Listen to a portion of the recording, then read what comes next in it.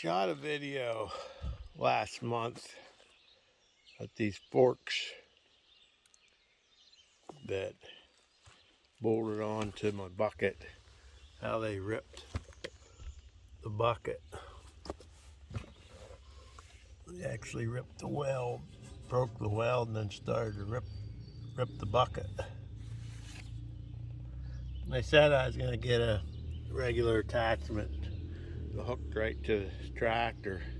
Well, this morning I went to lift something and I heard a snap, and here on the other side you can see it, the weld broke.